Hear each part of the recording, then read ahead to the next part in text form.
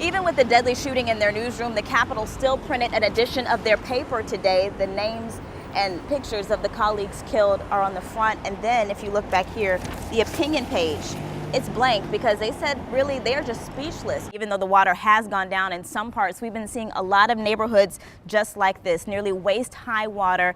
They did just after midnight this morning because that building was just not safe. But around 9 o'clock this morning, those crews were able to get back inside the building. So the search is going on right now. And I've been talking to people who traveled from around the country and around the world to this really small town, about 7,000 people, to get an awesome view of this eclipse. Yeah. So you ready? Ready to go. Like a deer, like a deer, like a deer, like a deer. I was going to say, that guy spits fire. It just keeps going. He says he always wants to evolve. So next he wants to start plant-based records. He wants to sign an environmental hip-hop group. You guys ready? Wow. You got some skills. Y'all ready? He is OG, right? And today we've learned Ride the Ducks Branson, the company that operated this boat, will be paying for all funeral expenses, medical bills, and even travel for families and victims affected by this tragedy. So here live in downtown Charlotte, we're seeing a lot of these businesses having to board up their windows because of those protests that turned violent last night.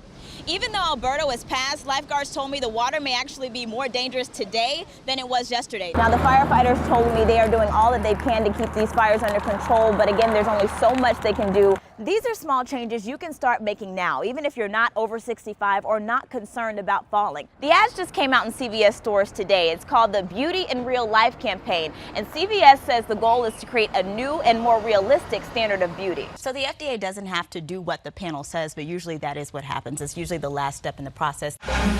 We've seen investigators and crews here all morning. In fact, if you look right behind me, you can see some of the crews as they are searching through this rubble. They say that this is a process that's going to take some time. And we've also seen people who have just been coming by to watch. A lot of people live in this area. They told me they walk this road all the time. Some even heard the bridge fall down. And everyone still finds this so hard to believe.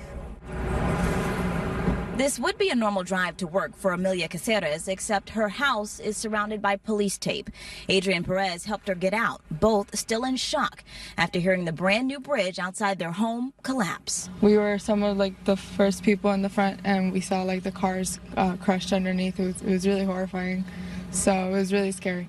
My mind just does not captivate that happened. Adrian and Amelia saw the scene unfold in disbelief. It's kind of like surreal, like if it was a movie or something like that. And just there was a woman, I guess that she was not trapped in the car, like the car fell, and she had come out of the car and she was crying hysterically and stuff, and it was really strange. What made it even more strange for these two is they just watched the bridge go up days before. And then it was just up and it was done, and it seemed almost like it was amazing that they had done it so quickly. The bridge was designed to provide a safe way for students at Florida International University, like Adrian, to cross a busy highway. So you normally walk across the street? Yes, I do. Yeah, I do. Yeah, I was really excited about this bridge because I was like, finally, I won't have to go through the death trap that is 8th Street, crossing, and well, I mean, that's kind of ironic. This is my neighborhood. These are my people. Carlos De Verona lives less than a mile away and travels this street every day. Well, you have a blind faith in construction. You never think something like this is going to happen. Launching the scene left him with even more questions, specifically why officials chose to perform a stress test in the moments before the collapse. Not above live traffic. No, you don't do that. 950 tons over moving traffic, a test? No.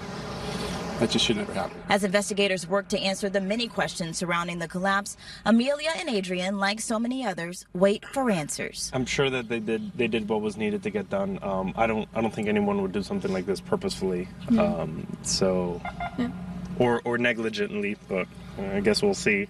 Back here on the scene, the focus is on the victims, making sure that they remove them all in a way that is dignified and in a way that does not compromise the investigation. And officials say that is vital right now because they want to make sure that nothing like this happens again.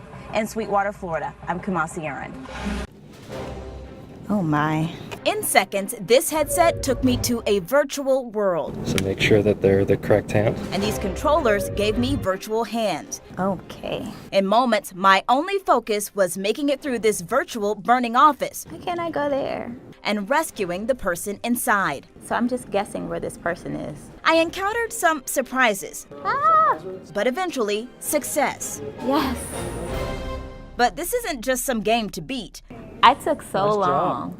This is a tool that could eventually help save lives. So what we have here is our virtual reality environment that's showing a fire incident. Scott Ledgerwood is part of the team at the Public Safety Communications Research Program. They are working to develop technology to help first responders and public safety workers communicate and operate even better in emergencies. So imagine in the future firefighters, instead of carrying it on a cell phone, have a heads-up display inside of their mask that shows them location or shows them how much air they have left or shows them what their respiration rate or heart rate is. To get to that point, the team has to do testing, which can be challenging. They tried a lab. It looks very safe.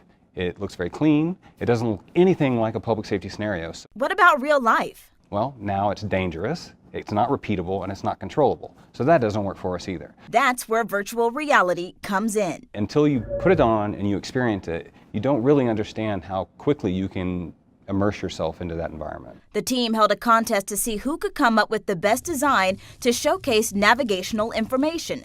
But it doesn't stop there. And whatever we find is effective and efficient within a VR test environment, we're looking to model that same type of testing into a physical space using an augmented reality headset. So it's going to introduce a new paradigm of how we're going to interact with technology. I got to try out HoloLens too. They showed me fun images. I see Saturn. But for first responders, they'd be holograms with vital information and could even be controlled with hand gestures. Oh, this is awesome. And while you might not see these tools being used immediately, they're a far cry from traditional public safety technology. You got them. Inspiring a push to move forward. All right, now I need to backtrack your steps as quickly as possible. For an even safer reality.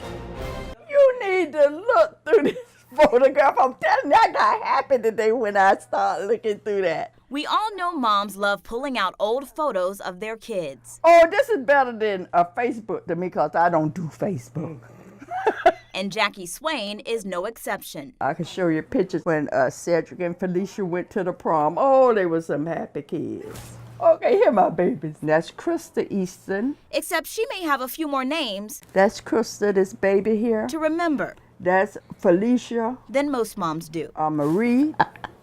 These albums are full of pictures of the roughly 100 foster children who have called Jackie Mom. I wasn't into the count. All I was into is giving them and providing them with love. Cedric was about 7 when he came to me. Felicia was 8. Jackie says she's always had a heart to help children. Beautiful kids. It's just a lot of fun. But never considered fostering until at age 22, life made her. I befriended a 15-year-old girl that needed a place to stay. And the only way I could keep her family was in the system.